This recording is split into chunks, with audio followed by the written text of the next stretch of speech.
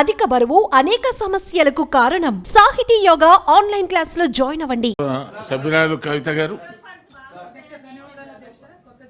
కుదించడం లేదు, కొత్త జిల్లాలు ఏర్పాటు చేయడం లేదని ప్రభుత్వం అయితే ఇప్పటికీ మరి సమాధానం ఇచ్చింది. అయితే కొత్త మండలాలు ఏర్పాటు చేసే అవకాశం ఏమన్నా ఉందా అన్నది ఒక ప్రశ్న అధ్యక్ష.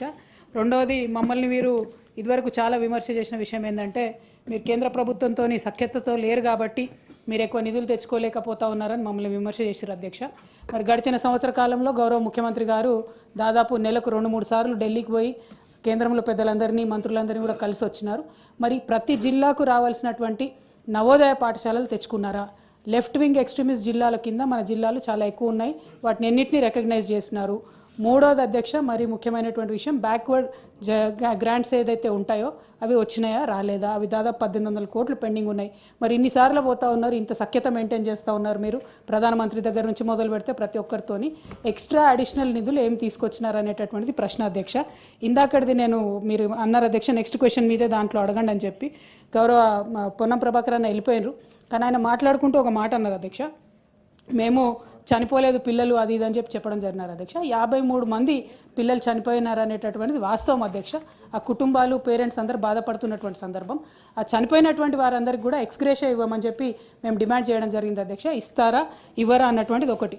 ఇంకొకటి, ఏది మాట్లాడినా ఇప్పటి వరకు సంవత్సరం అయిపోయిన తర్వాత కూడా మరి కేసీఆర్ గారు ఏమన్నా ఇంట్లోకి వెళ్ళి ఇచ్చిరా అంటే, మరి ఇవాళ మీ ముఖ్యమంత్రి రేవంత్ రెడ్డి గారు ఏమన్నా ఇంట్లోకి వెళ్ళి ఇస్తున్నారా? మీరు ఎందుకు మాకు పెండింగ్ బిల్స్ ఇస్తలేరు? ఎందుకు విదేశీ విద్యార్థి నిధులు ఇస్తలేరు?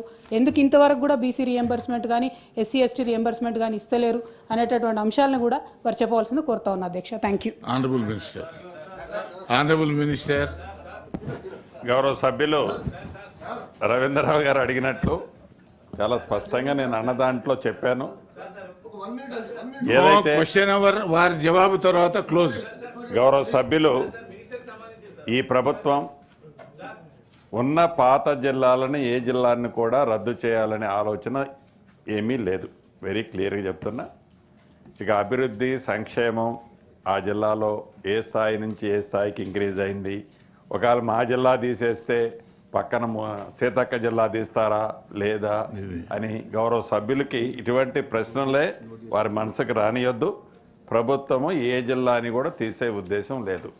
సోదరిమ కవిత గారు అడిగినట్లు గౌరవ ముఖ్యమంత్రి గారు ఎన్నిసార్లు కేంద్రం పోయారు, ఎన్ని నిధులు తీసుకొచ్చారు, సరది ఈ క్వశ్చన్కి అనుబంధం కాకపోయినా ఈ దేశంలోని రాష్ట్రమే ఈ తెలంగాణ రాష్ట్రం.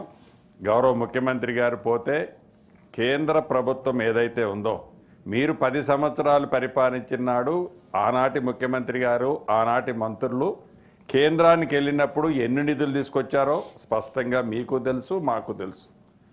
కేంద్రంలో అధికారంలో ఒక పార్టీ ఉండి రాష్ట్రాల్లో ఒక పార్టీ ఉన్నప్పుడు ఆ ఫైట్ ఎలా ఉంటుందో కూడా ప్రత్యక్షంగా పార్లమెంటు సాక్షిగా మనం చూసాం. ఇవాళ అసెంబ్లీలో అనేక సందర్భాల్లో మనం చేస్తున్న ప్రపోజల్స్ చూస్తున్నాం. మాటకు ముందు, మాటకు మధ్య, మాటకు చివర గౌరవ ముఖ్యమంత్రి గారు ఇన్నిసార్లు కేంద్రం పోయారు, ఏమి నిధులు తెచ్చారు, ఏమి నిధులు, డెఫినెట్గా పోయినప్పుడల్లా నిధులు ఏదో వ్యాగిళ్లతో వస్తాయన్నది కాదు.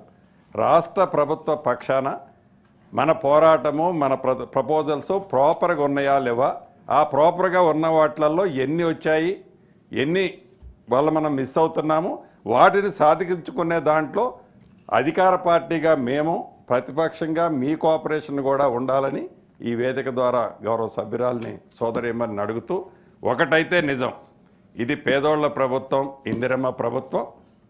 పేదోళ్ల కోసం ఎంతటి వరకైనా ఈ ప్రభుత్వం చిత్తశుద్ధితో పనిచేస్తుంది. Thank you. సుమన్ టీవీలో మీ పర్సనల్ అండ్ బిజినెస్ ప్రమోషన్స్ కోసం కింది నెంబర్కి కాంటాక్ట్ చేయండి.